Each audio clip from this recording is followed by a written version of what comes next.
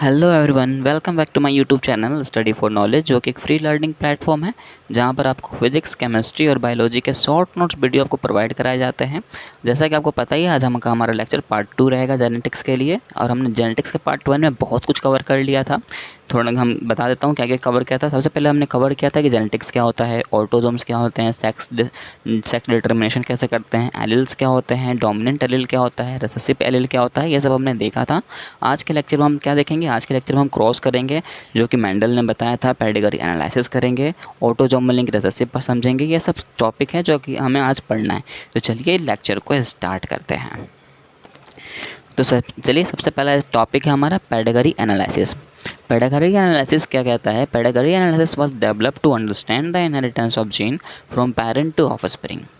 It was the developed as a chart that can represent a family tree along the width of family members and respectively.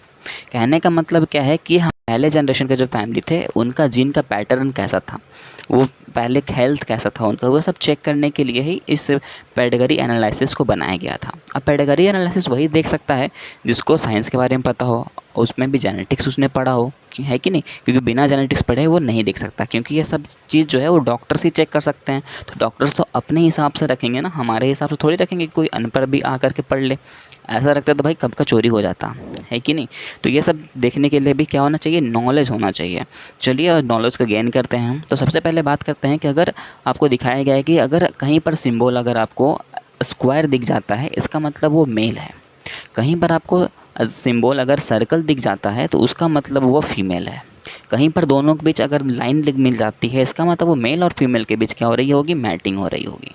Matting होने के बाद हम सबको पता है क्या होता है? जाइगोट बनता है। तो इसका मतलब है कि वो जाइगोट बनेगा, मतलब उससे कोई ऑफस्प्रिंग आएगा। तो मैंने एक डायग्राम बनाया है जो कि आपको प्रोवाइड भी कराया है नोट्स में, तो आप वो देख लो। मुझे पता है अगर वो देखोगे नहीं तो चलो मैं ही दिखा देता हूँ। देखो ये डायग्राम की मैं बात कर रहा हूँ। तो ये डायग्राम देखोगे तो मैंने यहाँ प्रोजेनी दिखाई है कि यहाँ प्रोजेनी जो बनेगी वो 2 मेल बनेंगे, 2 फीमेल बनेंगे। अब बोलोगे सर कैसा 2 मेल और 2 फीमेल ही कैसे बन सकती है? रीज़न क्या है? तो देखो मैंने मैटिंग करते हुए भी दिखाया है कि आपको किस तरह से क्रॉस करना आना चाहिए। तो ये हमारा फर्स्ट स्टेप है कि कैसे क्रॉस करोगे।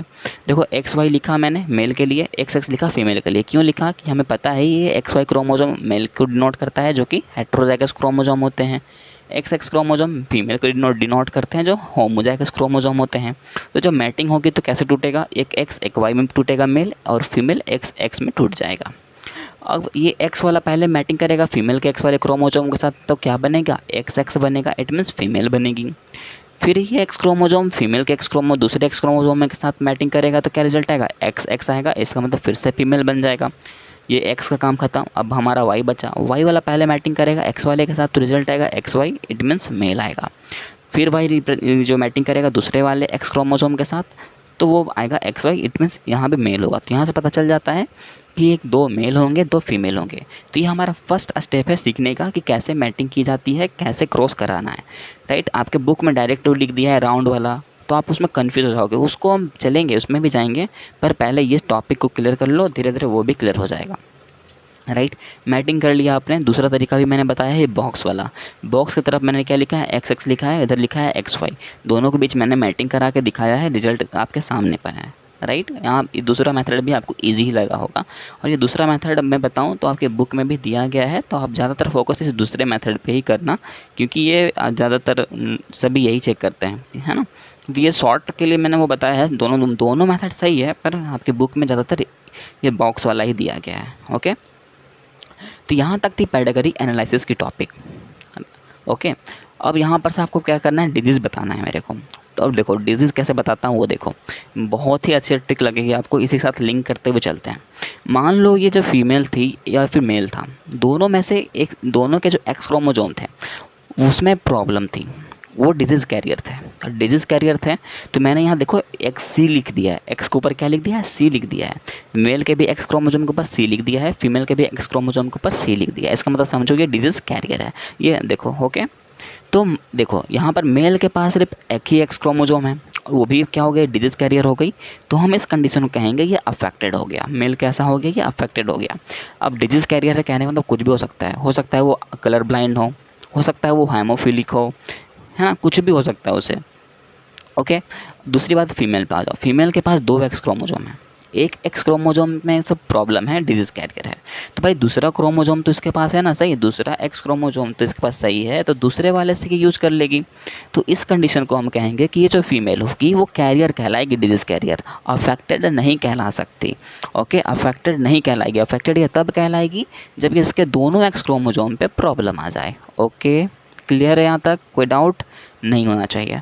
चलो अब मैटिंग करते हैं, देखते हैं इसके बीच भी रिजल्ट क्या आता है। तो हमारे पास कैसे कैसे क्रोमोजोम है, एक हो गया एक्स सी, एक हो गया वाई जो मेल का है, दूसरा आएगा एक्स सी एक्स। दोनों के देखो मैंने मैटिंग कराई है, रिजल्ट क्या आएगा, रिजल्ट आएगा एक्स सी जो कि इसमें बता रहा है ये क्रोमोजोम किसका है, फीमेल का है, मैंने फीमेल लिखा है। दोनों को एक्स क्रोमोजोम में प्रॉब्लम है, इसका मतलब ये फीमेल अफेक्टेड हो जाएगी। दूसरा मैंने लिखा है एक्स सी एक्स, इसका मतलब ये भी फीमेल है पर इसके एक ही एक्स क्रोमोजोम में प्रॉब्लम है, मतलब ये कैरियर कहलाएगी। फिर है एक्स सी वाई, इसका मतलब ये कैसा है, ये भी मेल है। ये क्या है, ये मेल है पर ये अफेक्टेड है या कैरियर, तो बोलोगे सर ये अफेक्टेड है, ये कैरियर नहीं है क्योंकि इसके एक्स क्रोमोजोम में प्रॉब्लम है और इसके पास सिर्फ एक ही एक्स क्रोमोजोम होता है। लास्ट है एक्स वाई, देख सकते हो एक मेल ऐसा भी आएगा जिसको कोई भी प्रॉब्लम नहीं होगी, तो यही है पॉसिबिलिटी। तो देखा जाए अगर आपको कुछ क्वेश्चन पूछा दिया जाए कि बताओ कि ये जो आपको क्रॉस किया उससे आप मेरे को बताओ कितने % फीमेल या फिर फीमेल में जो भी होगी तो उसे डिजीज़ नहीं होगी, तो आप बोल सकते हो कि सर 25% ऐसे मेल होंगे जिसको बीमारी नहीं होगी। एम आई राइट? चलो यहाँ तक आपने ये जो टॉपिक पढ़ा ना, ये जो डिजीज़ वाला, उसको कहते हैं सेक्स लिंक्ड इनहेरिटेंस। ये जो डिजीज़ हमने देखा एक्स वाला, उसी को कहते हैं सेक्स लिंक्ड इनहेरिटेंस। और सेक्स लिंक्ड इनहेरिटेंस के कारण कौन से डिजीज़ होते हैं वो भी बताता हूँ। तो देखो मैंने अभी यहाँ एक्स वाले क्रोमोजोम में प्रॉब्लम थी वो मैंने बताया। तो इसके कारण सबसे पहला डिजीज़ होता है कलर ब्लाइंडनेस। क्या होता है, कलर ब्लाइंडनेस। कलर ब्लाइंडनेस एक बहुत ही खतरनाक डिजीज़ है। इसमें आपको प्रॉब्लम क्या आती है, तो कलर को पहचानने में प्रॉब्लम आएगी। कौन कौन से कलर को, तो ग्रीन कलर और रेड कलर को लेकर के कन्फ्यूज़न होने लगती है ना कि ये कलर है कौन सा। और ये देखा जाए तो 8% मेल में पाया जाता है, 0.4% फीमेल में। अब बोलोगे सर फीमेल में इतना कम क्यों, क्योंकि यार इसके पास एक ही एक्स क्रोमोसोम में प्रॉब्लम हो रही थी। हमने रिजल्ट भी तो निकाला ना, देख सकते हो फीमेल कितनी अफेक्टेड निकली, सिर्फ एक फीमेल ही जो थी वो अफेक्टेड हो सकती है, बाकी सारी तो फीमेल कैरियर आ रही थी, राइट। और मेल में देखो एक ही मेल सेफ निकल रहा था, बाकी जितने भी मेल हो रहे थे उनमें प्रॉब्लम आएगी ही आएगी। तो यही है प्रॉब्लम हमारा, है ना। दूसरा है हेमोफीलिया। हेमोफीलिया जो होता है ये भी सेक्स लिंक्ड रिसेसिव के कारण होता है। ये इसका मतलब क्या है, देखो हेमो का मतलब होता है ब्लड, फीलिया का मतलब लव, मतलब कि ऐसा ही डिजीज़ है जो ब्लड से बहुत ही ज़्यादा प्यार करता है। और हमें पता है हम किसी से अगर प्यार करते हैं ना तो उसे खोने से डरते हैं, राइट। ये भी इसी तरह है, ये ब्लड से इतना प्यार करता है कि उसे ये जो ब्लीडिंग होने लगती है ना तो वो नॉन स्टॉप ब्लीडिंग होती रहती है सर। ये नॉन स्टॉप ब्लीडिंग होती है इसके कारण, डिजीज़ के कारण। ये ब्लड अगर होना शुरू हो गया तो रुकेगा ही नहीं। ऐसा क्यों होता है, क्योंकि इसमें हेमोफिलिक में प्रोटीन अफेक्टेड हो जाता है। तो प्रोटीन जब अफेक्टेड हो जाएगी ना तो जो पार्ट ऑफ ब्लड क्लॉटिंग होती है उससे बहुत ब्लड वेस्ट हो जाता है, राइट। चलो यहाँ तक आपने क्लियर किया। मैं फिर से बता देता हूँ कि मैंने यहाँ एक्स सी इसलिए लिखा था क्योंकि मैंने बोला था डिजीज़ कैरियर है। अगर मान लो यहाँ पर यहाँ लिखा था कि मान लो उसको कलर ब्लाइंडनेस है तो मैं भी यहाँ सी लिखता। मान लो लिखा होता वो हेमोफिलिक है तो मैं लिख देता वहाँ एक्स सी की जगह एक्स एच लिख देता, राइट। तो ये आपको खुद आप जब प्रैक्टिस करोगे तो आपको समझ आ जाएगा। ओके, चलो एक प्रैक्टिस करते हैं हेमोफिलिक के साथ। देखो मैंने मान लिया है कि ये जो एक्स क्रोमोजोम है उसे क्या हो गया है, हेमोफीलिया हो गया। मेल को हेमोफीलिया हो गया है, एक्स क्रोमोजोम को प्रॉब्लम आ गई है। तो मैंने वहाँ लिखा है एक्स एच फिर एक्स लिख दिया।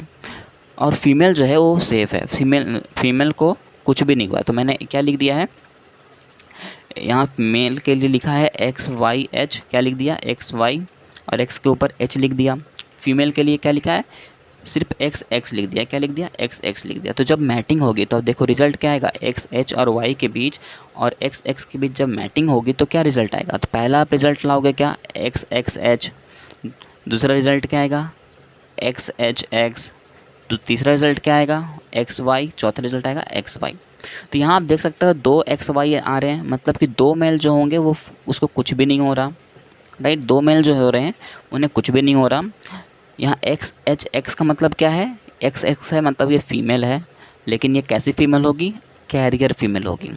दूसरा भी एक्स एक्स एच जो आ रहा है इसका मतलब ये भी कैसी है, फीमेल ही है, पर कैसी फीमेल होगी, कैरियर फीमेल होगी। तो देख सकते हो अगर सिर्फ मेल को प्रॉब्लम होता है, मेल को अगर हेमोफीलिया होता है तो ज़रूरी नहीं कि फीमेल को भी हेमोफीलिया हो, वो डिजीज़ कैरियर ही रह सकती है, मतलब उसे ज़रूरी नहीं कि फिक्स नहीं है कि प्रॉब्लम होएगा ही। ओके, तो इस तरह से आपको क्रॉस करते चलना है। ओके, मेरे हिसाब से तो अब आपको यहाँ इसमें कोई डाउट नहीं होगा।